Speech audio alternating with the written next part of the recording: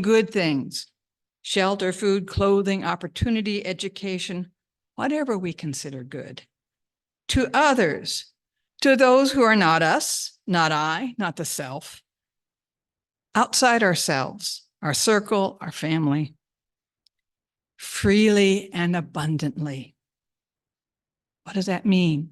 Without expectations, without obligations, without demands and caveats, without resentment. But perhaps first by asking that other what they need, what gift they would need or cherish. That means thinking about the other more than about myself, thinking about their needs and not my needs to feel good or to avoid guilt. It means that I may not know what that other needs most, that other knows their circumstances and self better than I do. It means setting aside that arrogance that often comes with charitable giving. It requires true humility. The end result of generosity that thinks of the other is that where was I going? The other knows what they need of us. It means thinking about that other, of what they need, of thinking about their circumstances and not just my own. And that develops relationship. That develops community. Especially if we are giving not just money, but those most precious of commodities, our time, our attention, our availability, both physically and emotionally, to the others, whoever they are. Then again, I looked at the Touchstones material and discovered that equity was a theme. Mere days before this Sunday, I took a deep breath and started reading again, beginning with our UU principles, especially principle number 2, justice, equity, and compassion in human relations. This principle has been described as the hands-on work it takes to bring into existence our most beloved first principle, the inherent worth and dignity of every person. That's the principle we remember, right?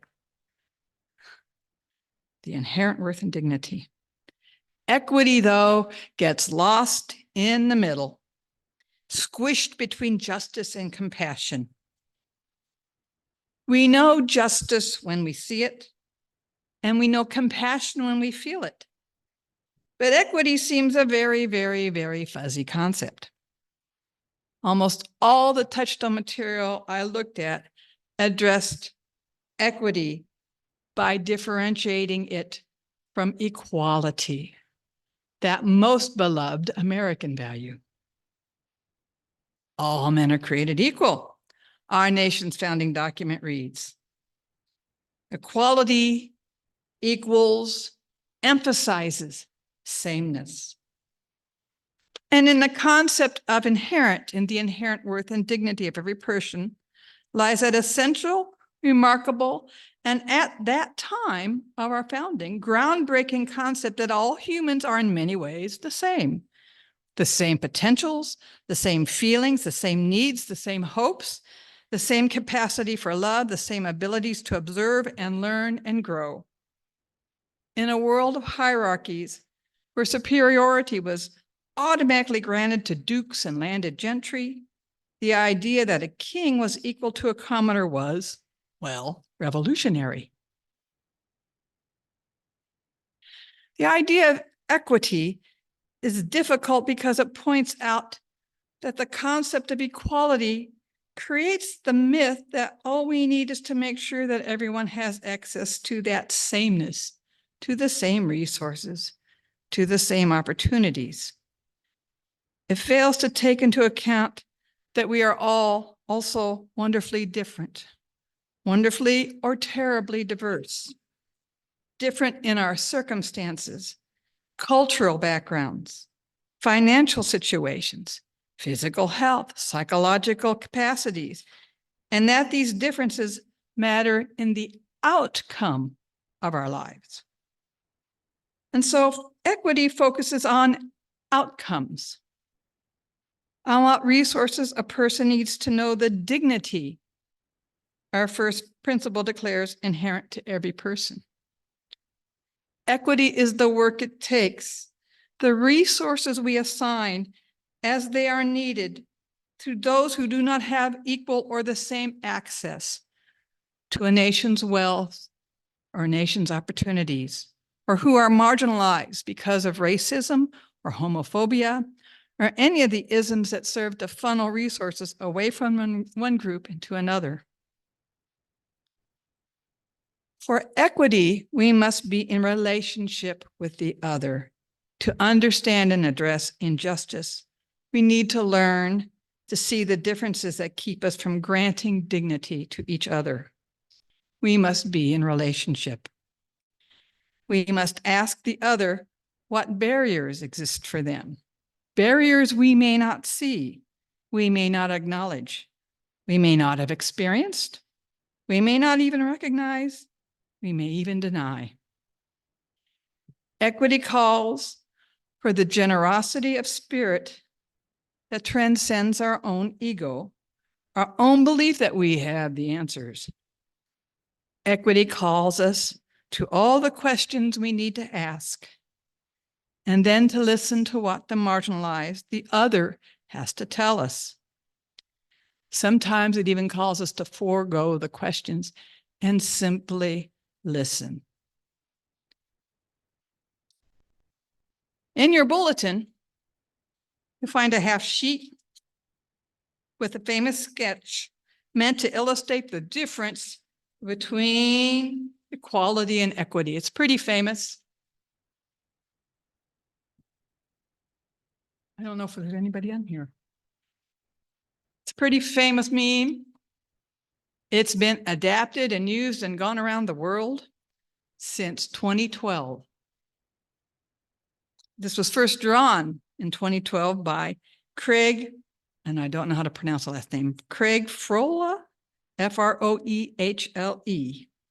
And he wrote a wonderful little blog in Medium about, he's titled it the evolution of an accidental meme, because it captures so much. And as you look, I didn't label which was equality and which was equity. So you can work on figuring out which is which. And we'll talk about it in a minute. He found himself frustrated in an argument with a conservative activist as he was trying to explain the difference between equality and equity. Home he went, and out of his frustration came this illustration.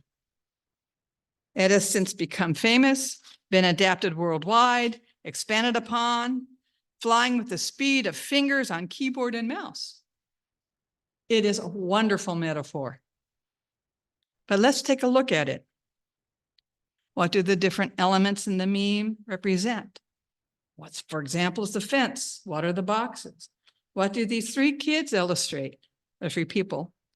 What about the field? What is your takeaway? And now I'm going to ask you to respond. What do you think? First of all, to start with, which one do you think is equality and which one's equity? Sarah. Quality, they all get a box, and equity, they all get what they need to seal the fence. That's right.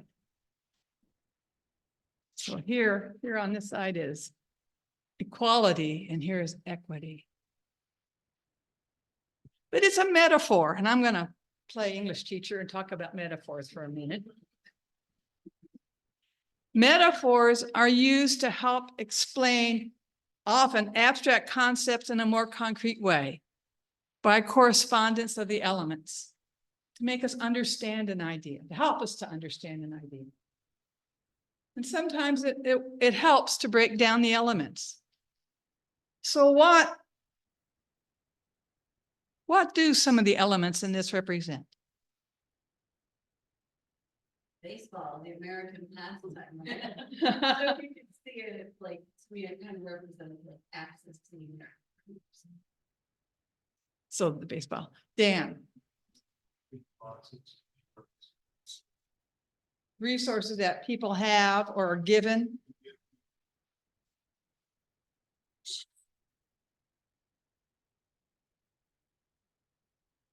Than others in order to see, yeah, resources. Teamwork makes the dream work. We all work together. We can distribute things according to what people need. Okay. Sounds good. Lisa. The fence is the barriers, and I always really liked the adaptation where they take down the fence. Or they put in a, yeah. Yeah. And that's gonna lead me into my next question. Metaphors always break down. They're not the reality. We can try to get them as close to reality as we can. We can try to get the correspondences, but somewhere they always break down. And we can learn from where they break down. And as wonderful as this is, where does it break down? Lisa, where does it break down for you? Doesn't mean you can take the fence away. They can help take down the fence or something, you know, like that means speaks to like leveraging privilege and creating personal design. Backing out to what are systemic problems. Remember, this is a visual definition, a visual metaphor, not a verbal one. Not a verbal one, a visual one. I'm getting directed here. It's visual. Anyone else want to say where it breaks down? We don't question the game. Yeah. We don't question it. Maybe there's a different game to be played. In fact, I'd say that where it breaks down for me is that they're not in the game. They're spectators, not participants. And I think part of this is about participating. Sarah, you can do that.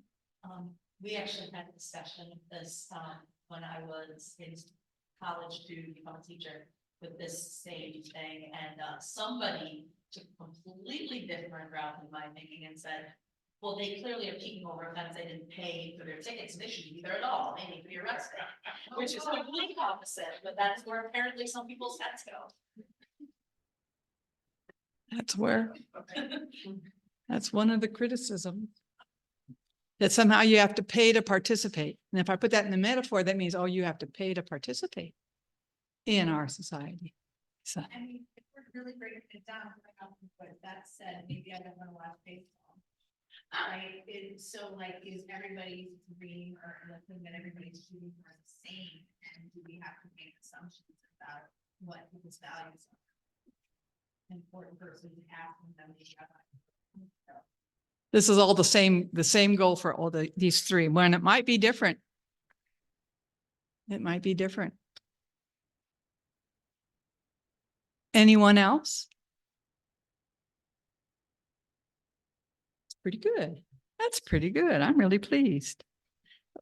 For me, and this is where I'll end, it is the fact that the fence is a very, very visible barrier. It's seen, it's felt. I can practically feel the ends of the boards on the palms of my hands.